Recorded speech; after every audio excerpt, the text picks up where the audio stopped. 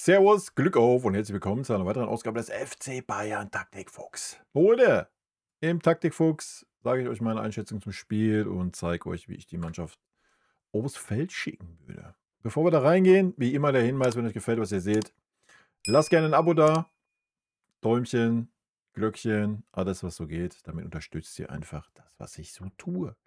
Ja, zweite DFB-Pokalrunde beim ersten FC Köln. Ich denke, das wird eine knappe Kiste. Das wird ein richtiger Pokalfight werden. Mein Ergebnistipp ist 3:2 für uns.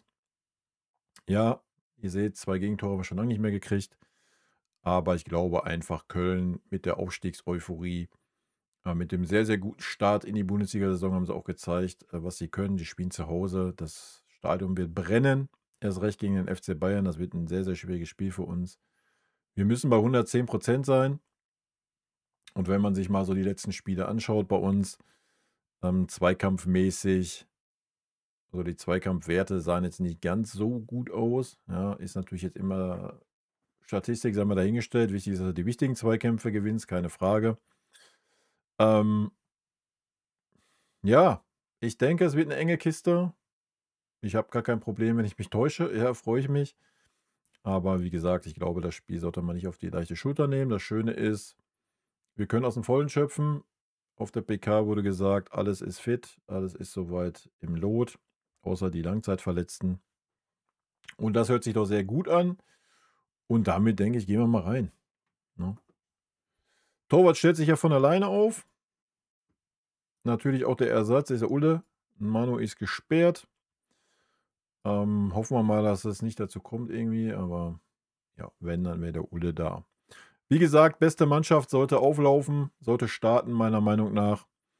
Wobei, ja, du wirst über die volle Distanz immer die beste Mannschaft auf dem Feld haben müssen. Ja, du kannst hier nicht sagen, so ab der gut, es sei denn, es steht 3-4-0 so, dann kannst du natürlich auch ab der 60. sagen: „Komm, alles gut, ich gehe ein bisschen in Kräfte schon rein“, wovon ich jetzt nicht ausgehe. Aber selbst ein 2 Tore Vorsprung, machen wir uns nichts vor.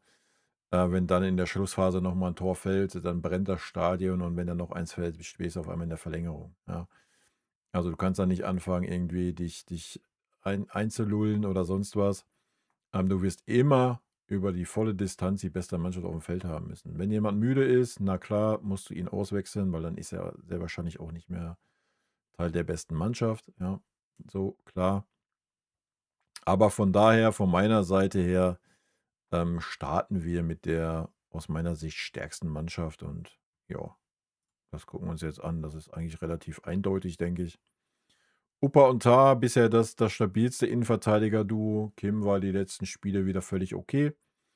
Hat aber den einen oder anderen Wackler schon diese Saison drin gehabt. Auch bei der Nationalmannschaft nicht ganz so überzeugt.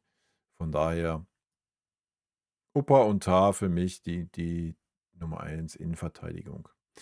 Gut, jetzt kommen wir halt schon zu den verkannten Positionen.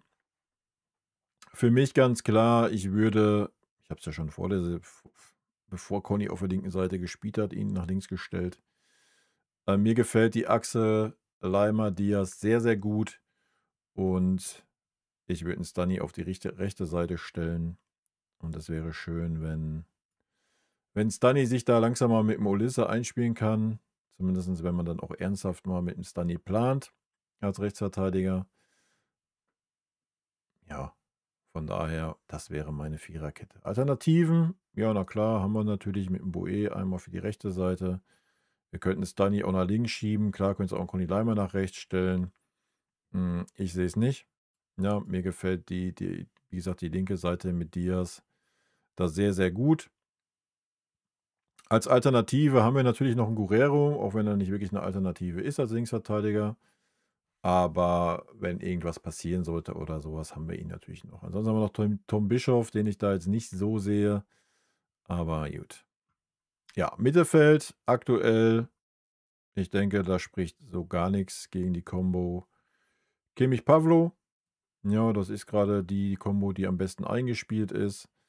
Ähm, Alternativen natürlich Tom Bischof in erster Linie. Hätte ich jetzt auch gar kein Problem mit zu sagen, ja, schmeiß den Jungen da rein. Ja. Aber Pavlo hat es bisher, also die letzten Spiele, sehr, sehr gut gemacht, immer besser in Form gekommen. Natürlich haben wir Leon noch. Leon ist auch noch mal eine Alternative für die Innenverteidigung, wissen wir ja. Aber ja, ich würde Kimmich, Pavlo erstmal bevorzugen. Die haben die letzten Spiele ganz gut harmoniert, hat mir gut gefallen. Und von daher würde ich damit anfangen. Ja, vorne die drei sollten auch erstmal klar sein. Denke, da brauchen wir auch nicht irgendwie ansatzweise drüber diskutieren. Wie gesagt, das ist ein K.O.-Spiel, der hat das Beste vom Besten auf dem Feld zu stehen. Die Frage ist, wer ist Nummer 4? Ja, da haben wir die Auswahl zwischen Gnabry, Jackson oder Lennart Kahl. Für Lennart Kahl spricht natürlich auch, dass er jetzt nach einer Einwechslung direkt da war. Deswegen kann man, oder würde ich, ist natürlich ein bisschen schade für den Jungen, ja, aber würde ich da eher den Wechsel ziehen wollen, weil er einfach dann nochmal frischen Wind reinbringt. Jackson hat mich nicht so wahnsinnig überzeugt, auch wenn Vincent Kompany ihn auf jeden Fall viel, viel besser gesehen hat wie die Öffentlichkeit. Das ist auch fein. Ich fand ihn jetzt auch nicht so schlecht, aber wirklich überzeugt hat er mich die letzten 2 Auftritte nicht wirklich. Und nochmal, das ist ein K.O.-Spiel und von daher will ich ins Herz springen. Auf der 10er-Posi. Und zwar auch nur auf der 10er-Posi. Ja. Sobald er wieder auf einer Außenbahn durchgehend ist, sorry, Alter, das ist auf jeden Fall 2 Stufen schlechter wie ein Diaz oder eine Olisa auf der Außenbahn. So ehrlich muss man sein. Ja, in der Mitte macht das sehr gut, gefällt mir. Ja, deswegen stelle ich ihn auch dahin. Auf der Außenbahn überzeugt er mich null. Ja, das muss ich mal ganz klar so sagen. Gut, Alternativen. Ich packe jetzt einfach mal einen Jackson für einen Heavy rein, ist ja Wurst. Und pack mal einen Lenny für einen Gnabry rein.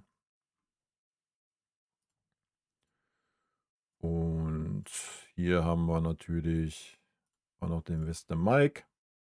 Ja. Wie man sieht, ich habe jetzt kein doppelt eingetragen oder sowas. 1, 2, 3, 4, 5, 6, 7, 8 Alternativen haben wir zur Auswahl. Das ist jetzt nicht so wenig. Ja? Der Kader sieht gut aus, der ist präsent. Ja, und nochmal, es ist ein K.O.-Spiel, das heißt, volles Rohr, volle Galolle, die erste Elf muss auf den Platz. Und das ist meiner Meinung nach gerade die erste Elf. Wie gesagt, Serge, können wir darüber streiten. Ja, das würde ich jetzt gar nicht so einzementieren. Du kannst aber auch genauso gut mit dem Jackson agieren und einem Harry Kane auf der 10er-Posi. Das Schöne ist, dass Serge das aber auch kann. Ja, dass man sich da auch mal die Rollen tauschen kann, dass Heavy sich fallen lässt und Serge vorne reingeht. Das ist so ein bisschen der Vorteil zu so einem Lennart Kahl, denke ich, der da schon eher, wenn dann der klare Zehner ist, genauso wie ein Ulisse. Aber da ist ja vorne eh alles sehr variabel bei uns, positionswechselmäßig.